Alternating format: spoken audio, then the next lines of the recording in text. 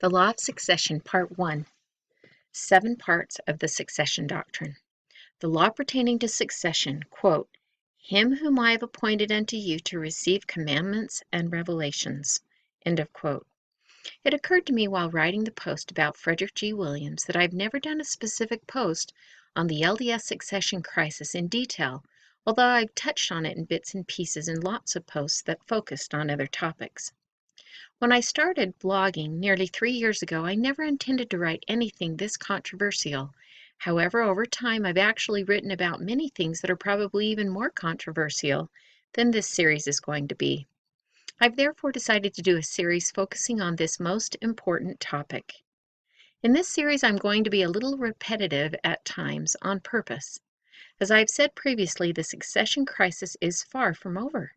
It's a continuing issue.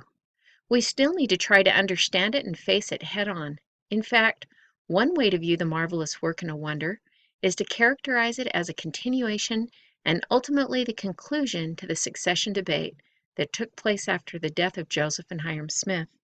In some ways, the succession issue was a microcosm of the war in heaven, having to do with a great debate of war over the control over the souls of men. Free agency is the principle that allows us to become free by submitting to Christ or to submit ourselves into bondage by being deceived and choosing Satan and his minions.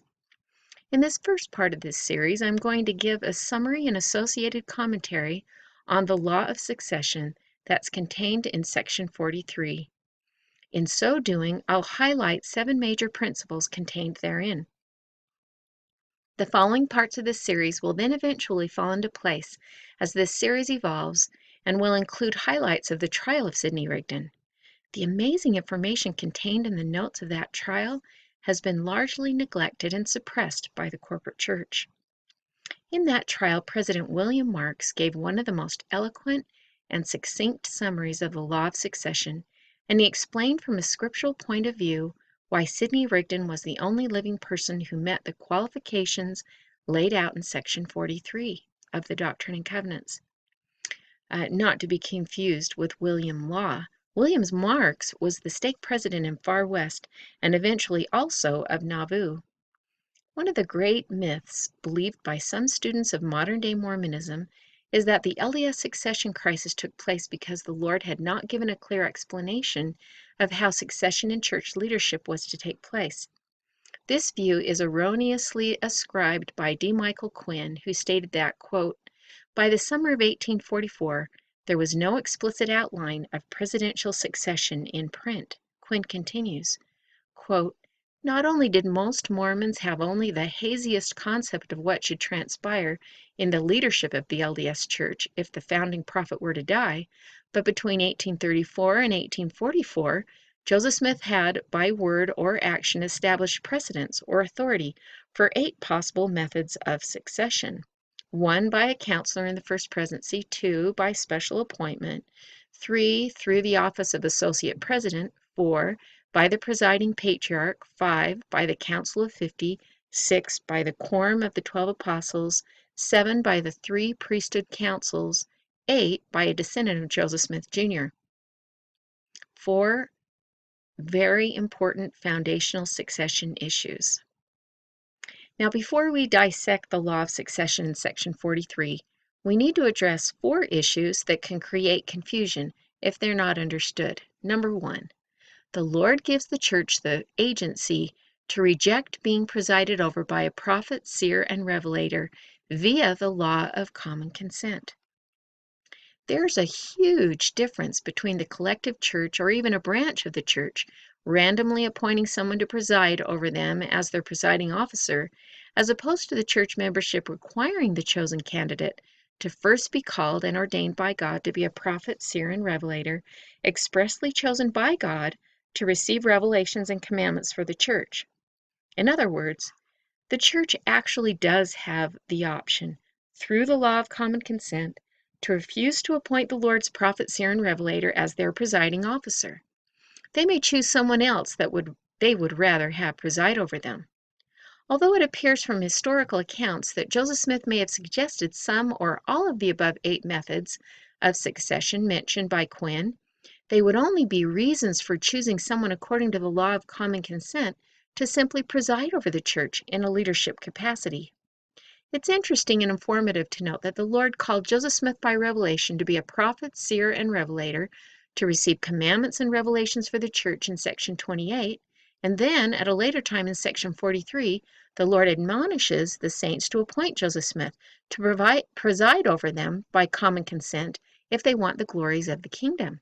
Quote, "But behold, verily, verily, I say unto thee, no one shall be appointed to receive commandments and revelations in this church, the church of Christ, except my servant Joseph Smith, Jr., for he receiveth them even as Moses. And thou shalt be obedient unto the things which I shall give unto him, even as Aaron, to declare faithfully the commandments and the revelations with power and authority under the church." That's in section 28. Then again, "And if you desire the glories of the kingdom, appoint ye my servant Joseph Smith, Jr., and uphold him before me by the prayer of faith. And again I say unto you, that if you desire the mysteries of the kingdom, provide for him food and raiment, and whatsoever thing he needeth, to accomplish the work wherein I have commanded him.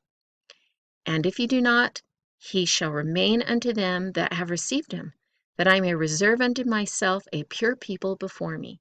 These are all in section 43 there. This demonstrates that the calling to be a prophet, seer, and revelator comes from God, but the appointment to preside comes from the church membership via common consent, or at least the ratification of God's appointment. The only way the church can appoint someone to act as a prophet, seer, and revelator while presiding over the church is if they appoint someone who has already been called and ordained to that spiritual gift by God. Appointment to preside by the church does not mystically confer the spiritual gift of prophecy and seership upon the person being appointed. Although Joseph Smith may very possibly have suggested some or all of the 8 methods for identifying someone to preside over the church, those prerequisites do not give the person the spiritual gift of being a prophet, seer, and revelator, nor do they bestow the right to receive revelations and commandments for the church. In my opinion, the real succession issue has to do with the protocol that the Lord had given by revelation, not the many conflicting alleged protocols that were supposedly suggested by Joseph Smith. Number 2, President of the High Priesthood versus President of the Church.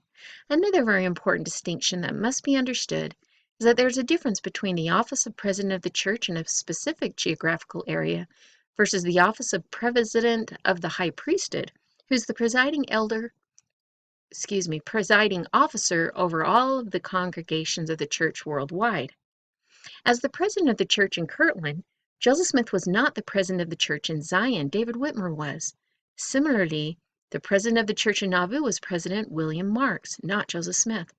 However, Joseph Smith, while serving as the local president of the Kirtland stake of Zion, was also sustained in a separate and distinct calling as the president of the high priesthood, which made him the presiding officer over all church congregations and over all presidents of the various churches in all geographical locations. Section 107, 91 through 92 is not speaking about the office of president of the church, as many suppose. Rather, it's referring to the president of the high priesthood, which also presides over all church presidents and their respective congregations. Quote, "And again, the duty of the president of the office of the high priesthood is to preside over the whole church, and to be like unto Moses. Behold, here is wisdom, yea, to be a seer, a revelator, a translator, and a prophet, having all the gifts of God which he bestows upon the head of the church." End of quote. Many assume that the president of the church, i.e. the president of the church in Kirtland or Zion or Nauvoo, and the president of the high priesthood are synonymous, but this is not true. They are 2 different and distinct callings, although one person can be functioning in both callings at the same time, like Joseph Smith did during the Kirtland era of the church. Number 3, Joseph Smith was called to be the presiding elder, not the president of the high priesthood when he established the church in Nauvoo. If you compare section 107, verses 91 and 92 with section 124, verse 125, you might be surprised to find out that Joseph Smith was no longer acting as the president of the high priesthood when the saints settled in Nauvoo. Rather, he was the presiding elder, who also was appointed to be a prophet, seer, and revelator for the church. The reason for this, as noted in section 124, is that the fullness of the priesthood had been lost from the earth, and therefore there was no longer anyone acting in the office of the president of the high priesthood who held all of the spiritual gifts of the church. See also section 127, verse 12. In previous posts, we've discussed how Joseph established three churches, i.e., the Church of Christ, presided over by an elder in the early Kirtland years, the Church of God, which describes the saints who were in the process of gathering and consecrating, presided over by a high priest, beginning with the restoration of the Melchizedek priesthood at Morley Farm. Finally, after the Gentile church rejected the fullness of the priesthood and the fullness of the gospel sometime around 1834, Joseph was instrumental in establishing the Church of the Latter-day Saints, later changed due to the misinterpretation of section 115 to the Church of Jesus Christ of Latter-day Saints, which refers to the saints who are in a scattered and unconsecrated and apostate condition, which is presided over by an elder or elders. Number 4, Joseph Smith was not the or a prophet, seer, and revelator of the church when he died. Hiram was the sole prophet, seer, and revelator for the church. As documented in several other posts, after the Lord called Hiram to be co-president and prophet, seer, and revelator of the church with Joseph Smith in Nauvoo, Joseph stated publicly in a general conference that he would no longer be acting as a prophet of the church. This left Hiram as the sole presiding elder and prophet, seer, and revelator of the church.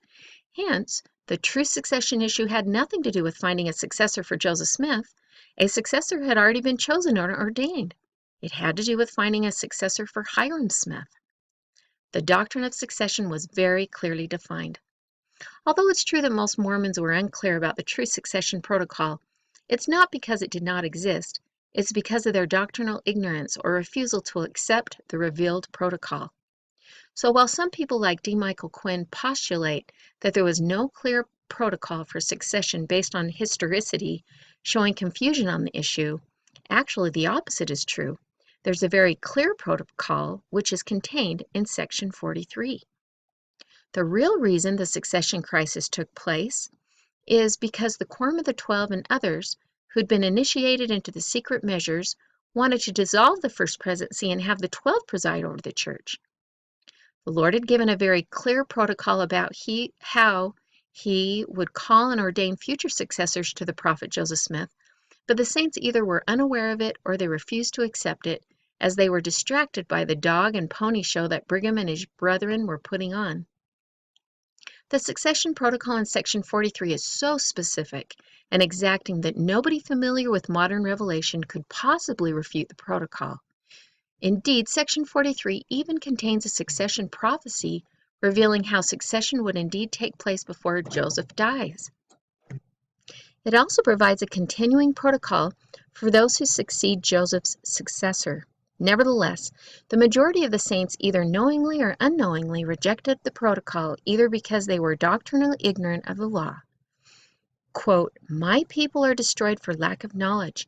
Because thou hast rejected knowledge, I will also reject thee, that thou shalt be no priest to me, seeing thou hast forgotten the law of thy God. I will also forget thy children." End of quote. That's in Isaiah 4, verse 6. Or, they didn't want to be led by true prophets that spoke the harsh truth.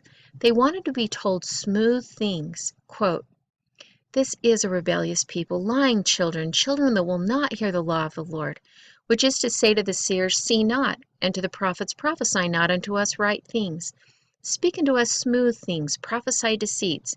Get you out of the way, turn aside out of the path, cause the Holy One of Israel to cease from before us." That's in Isaiah 30, verses 9 through 11.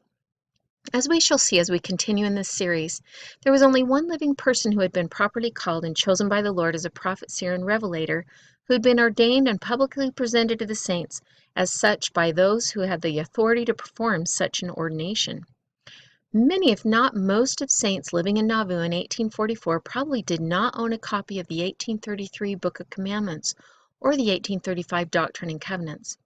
A large portion of the early Latter-day Gentiles from the Kirtland era had since rejected the fullness of the gospel and left the church by the time Joseph and the church migrated to Nauvoo, and now, because of the secret visitation which is now documented in section 110, the children of Abraham were now converting to Mormonism, crossing the ocean and coming into Nauvoo from foreign lands.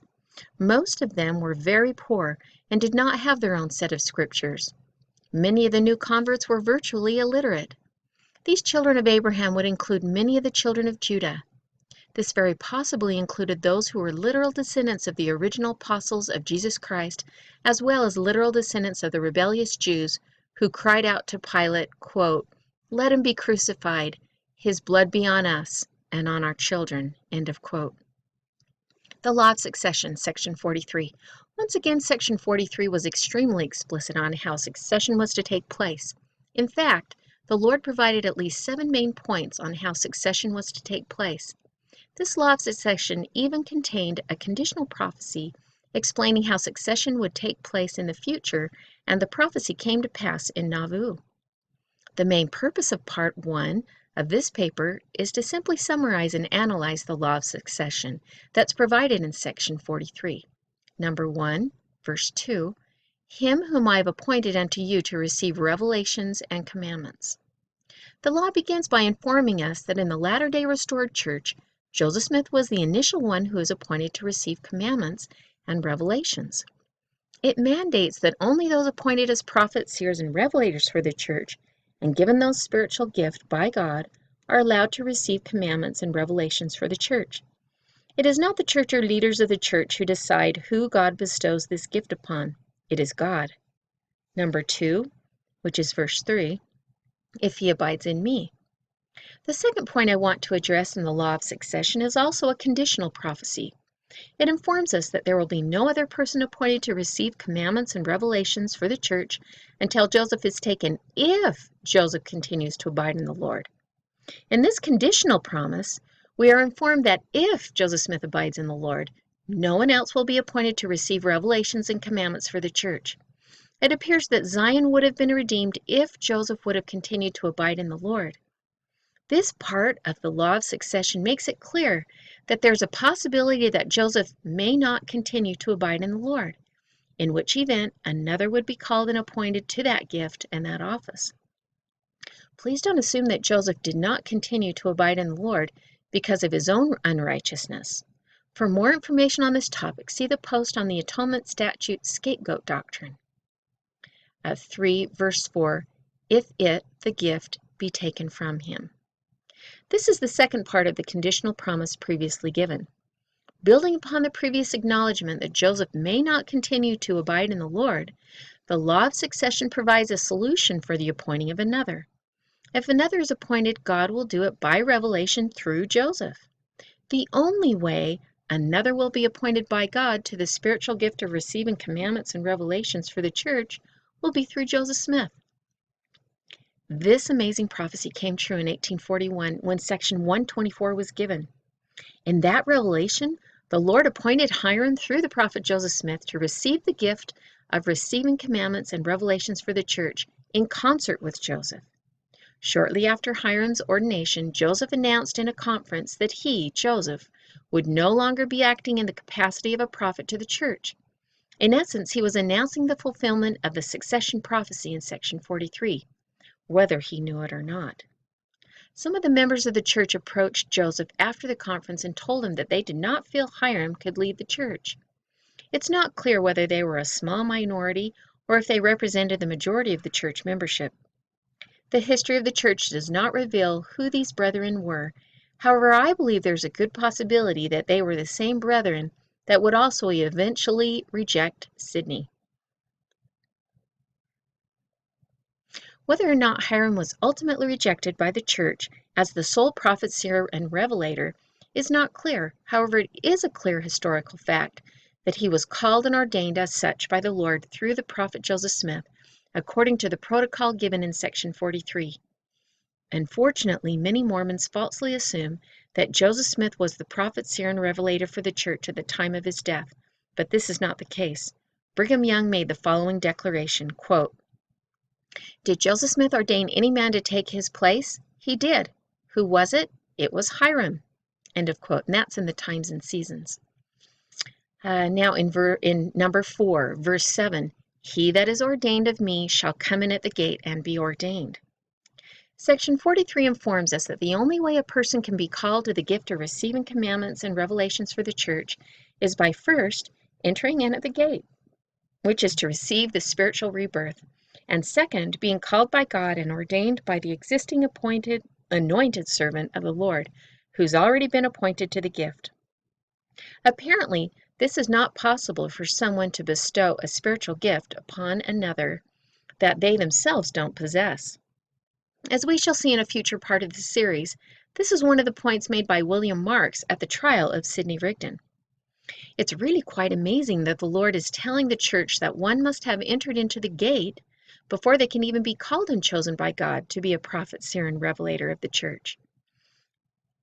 Is it possible that this portion of the law of succession requires the church members to be able to discern if the candidate has previously received the spiritual rebirth? I would submit to you that only those who have themselves been spiritually born again can spiritually discern if someone else has been spiritually born again. This is why we're told in section 45 that those who are wise and have taken the Holy Spirit as their guide will not be deceived. To summarize, anyone who receives the gift of being able to receive revelations and commandments for the church after Joseph fails to abide in the Lord must first receive the spiritual rebirth by entering in at the gate, and secondly, they must be appointed by the Lord by the Spirit of revelation through Joseph. It's truly amazing that the law of succession requires the saints to be able to discern if someone has been spiritually reborn.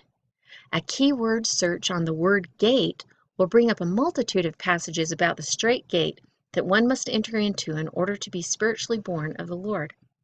Also, in section 5, we are informed that becoming born of God through the manifestation of the Spirit is initiated by believing in the Word of God, as contained in the Book of Mormon, quote, "And behold, whosoever believeth on my words," contained in the Book of Mormon, "them will I visit with the manifestation of my Spirit, and they shall be born of me, even of water and of the Spirit." Okay, number 5, verse 6, "And this I give unto you that you may not be deceived." The Lord gave the law of succession in section 43 to enable the saints to avoid from being deceived by false prophets. If you do a keyword search using the words prophets and deceived, the first reference that comes up in the New Testament has to do with the mandate Christ gives to his disciples to not be deceived by false prophets. He informs the saints that false prophets will arise in the latter days. That warning is also found in JST Matthew. We see from this that the succession doctrine given in section 43 is a continuation of Christ's warning about false prophets in the New Testament. This is incredible. We see from this that the false prophets of the latter days that Christ warns about in the New Testament are not coming from Catholicism or Protestantism, but rather from the Latter-day Restoration movement. The prophecies warning about false prophets in the latter days are clearly spawned from the Church of Jesus Christ of Latter-day Saints. That warning contained in section 43 is accompanied by the commandment to, quote, "Receive not the teachings of anyone that will come before you as revelations or commandments," end of quote, who'd not entered into the gate and been properly appointed and ordained by God through Joseph Smith, or a legal successor of Joseph Smith. It is truly remarkable that the largest faction of the Restoration movement did in fact accept the teachings of the person that did not meet the requirements of the succession protocol provided in section 43. Instead, they chose to follow someone else, and they chose to eventually accept his teachings as revelations and commandments. Indeed, the saints allowed the person they chose by the law of common consent to alter doctrines and alter the scriptures. Despite the fact that the saints rejected the Lord's appointed prophet in favor of someone else, the Lord gave them the option to do so via the law of common consent. This scenario is reminiscent of when God's people chose to follow a king rather than a prophet, choosing King Saul instead of the prophet Samuel. Quote, "But the thing displeased Samuel, when they said, Give us a king to judge us. And Samuel prayed unto the Lord. And the Lord said unto Samuel, Hearken unto the voice of the people in all that they say unto thee. For they've not rejected thee, but they've rejected me, that I should not reign over them, according to all the works which they have done since the day that I brought them up out of Egypt, even unto this day, wherewith they have forsaken me and served other gods. So do they also unto thee. Now therefore hearken unto their voice. Howbeit, yet protest solemnly unto them, and show them the manner of the king that shall reign over them." End of quote. Obviously, there have been times when righteous kings were also inspired prophets. Another passage from Alma 10 documents how a people governed by a righteous king can eventually become ruled by the voice of the people. Quote, "Yea, well did Mosiah say, who was our last king, when he was about to deliver up the kingdom, having no one to confer it upon, causing that this people should be governed by their own voices. Yea, well did he say that if the time should come that the voice of this people should choose iniquity, that is, if the time should come that this people should fall into transgression, they would be ripe for destruction. And now I say unto you that well doth the Lord judge of your iniquities. Well doth he cry unto this people by the voice of his angels, Repent ye, repent, for the kingdom of heaven is at hand." Point number 6, in verse 2, "Ye received a commandment for a law unto my church." The law of succession in section 43 began by acknowledging that the church had just previously received section 42, which was the law given to the church by the Lord through his anointed prophet, seer, and revelator. The law unto the church given in section 42 was an integral part of the law of succession because it identifies many of the fruits and doctrines of the true church and what will be taught by the true prophet, seer, and revelator. It also requires the church to accept the established 4 standard works as the law of the church. The leading elders of the church were commanded to assemble together and instruct and edify each other that they may know how to act and direct the true church upon the points of the law and commandments given in section 42. They were promised that they could be sanctified by the law given in section 42 if they lived it. The law given in section 42 bound the saints to live the fullness of the gospel contained in the inspired version of the Bible when it was completed, the Book of Mormon, and the revelations that had been and would be given through the prophet Joseph Smith. Section 42 clearly laid out the law of consecration and the celestial law of monogamy. The law of consecration and the law of monogamy would ultimately be key issues when the succession crisis took place after the death of Hiram Smith, the Lord's appointed prophet, seer, and revelator of the church. Again, it's truly amazing that the presiding quorum and ultimately the presiding person sustained by the largest faction of the saints would personally refuse to live the law of monogamy and the law of consecration for the remainder of his very long life. Point number 7, which is verse 11, "Purge ye out the iniquity that is among you." The saints were commanded to purge out the wicked and the wickedness that was among them. That was a necessity before they could become sanctified. They were also commanded to uphold the prophet Joseph Smith through the prayer of faith. In a later revelation, the Lord explains that he would allow the wheat and the tares to remain together until the great day of purging. From this, we learn that the restored church was not successful in purging out the iniquity which was among them and in becoming sanctified. Those who study the so-called succession issue closely will find that the real issues at the root of the succession controversy were not being based on the succession protocol that the Lord had given. The saints were not focusing on trying to discern who had entered into the gate and been appointed by the Lord through Joseph Smith. Rather, they were deciding who they wanted to follow. As we continue in this series, we shall see that the real controversy between Sidney Rigdon and the 12 apostles had to do with another gospel that had been secretly introduced into the church. It involved secret endowments and ordinations and secret practice that had entered into the church, which was contrary to the celestial law of monogamy. This secret practice had to do with the spiritual wife doctrine and the ancient practice of polygamy. And this will be continued.